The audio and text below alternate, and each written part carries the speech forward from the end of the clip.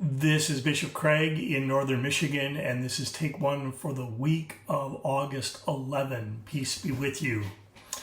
I figured out that Stephen Colbert sometimes shoots, films, tapes, 2 shows on one day to show one that day and one the next, and that's kind of what we are doing. I'm recording this well in advance because our Director of Communications will be on vacation or ending vacation the week of the 11th, and so we want to have take one and the update ready to go. So this is really live on tape, but it's still take one. I expect on the week of the 11th I will not be in Northern Michigan. I will be in the office Monday, Tuesday, and Wednesday in DeWitt, and then on Thursday we will head north, and then I'll get to be back here. Kind of a quiet week with just staff meeting. Pastor Sprang will still be in Papua New Guinea, and so please send stuff that needs to go to David to me, and we'll all be amazed to discover what's going on in the Synod and in the church and in the world next week. I really wanted to make this video, not because I have news, but to conclude the commentaries on John 6, which I'm kind of enjoying. So in John 6, the gospel reading, John 6, 51 to 58, we finally get to talk about communion. And if you want my commentary on these verses related to the Lord's Supper or the Eucharist, we are providing the link, and I invite you to read it.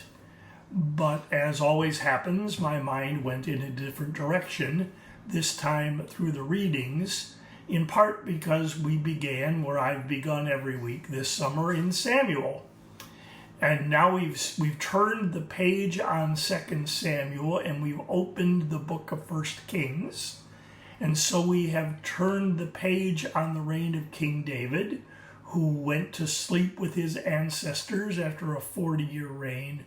And we have opened the book of 1 Kings to King Solomon. And Solomon is pious and faithful and loves the Lord. And God comes to Solomon and asks, "What might I do for you?" And Solomon asks for wisdom. Really, he asks for a mind that can discern right from wrong. And God is impressed and grants him that, as well as honor and riches. A discerning mind to know right from wrong. That becomes kind of the overarching lens through which I view the readings for this Sunday. First of all, wouldn't it be great if that was what our leaders of all sorts, all stripes, were asking for? And maybe that's what we should be looking for, whether we are electing political officers or church council people or calling pastors, maybe. I don't know. But so a discerning mind to know right from wrong.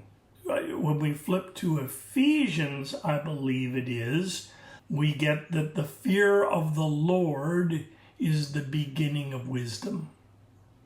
So wisdom, true wisdom, is not grounded in what we know, but in how we know God.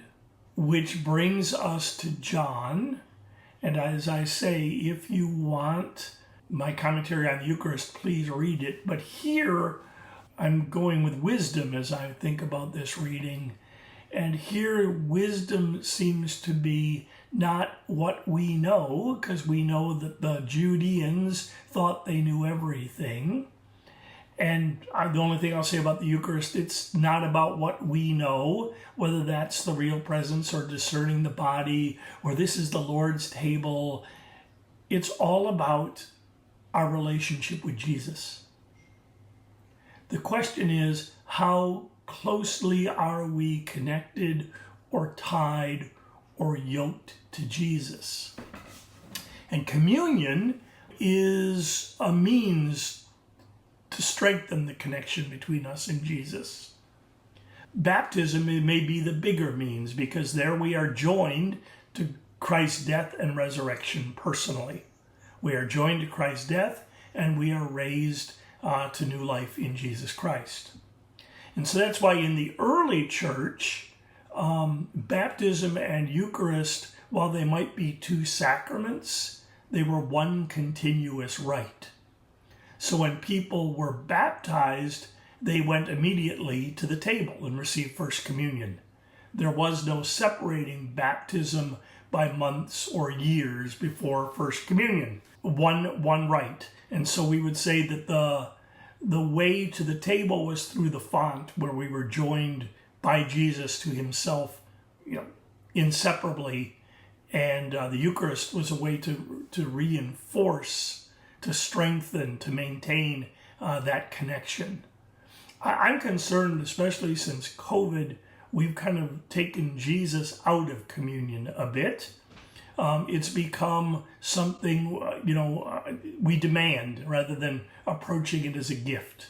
We have a right to have Eucharist at 9:30 in our building on a Sunday morning, rather than saying it's a gift that we receive, and it may come at times that we may need to inconvenience ourselves a little bit to receive God's gift. Or we've turned it into a congregational fellowship meal. It's about me and this community, or it's become a way that we pastors want to understand ourselves as indispensable. And what I have found is the word has gotten smaller. So I will again say what I've said for years now, that during the pandemic, I did not receive the Eucharist. My spiritual diet changed. More word, really no sacrament. And I had never been more satisfied, because we call word and sacrament means of grace. They are means.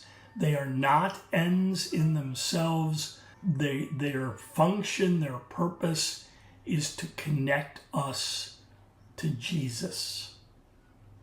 So wisdom is not so much knowing the right things, but it's being connected closely to Jesus. And so in my book, My Burden is Light, Making Room for Jesus in Preaching, I talk about the fact that after all my years of teaching preaching, I think the most important ingredient in preaching is the preacher's and the congregation's relationship to Jesus. How closely and securely are we yoked to Christ? Jesus has taken us in this chapter, John 6, from the feeding of loaves and fishes, the sign, to being joined intimately to his death and resurrection. He uses the words eat and drink. We do that in the Eucharist, but more importantly, it is all a part. It is the unfolding of our baptismal lives, to be joined to Jesus, life, death, and resurrection. So if I was preaching on the Sunday the 18th, I would not want to just give a little lecture on the Eucharist, on the Lord's Supper. I would want to move us, if I'm going to talk about the Lord's Supper at all, to the fact that it really is, it's all about Jesus. It's about being Jesus joining us to him and us remaining intimately connected. Jumping elsewhere in John's Gospel, Jesus says, I am the vine and you are the branches, and calls us to abide in him as he abides in the Father. Jesus is saying the same thing using the verbs of eating and drinking. So that's why I wanted to do a take one, to make sure that these thoughts on the readings are out there for those of you who use this both for devotion and for sermon preparation. We'll see what next week brings when you receive this.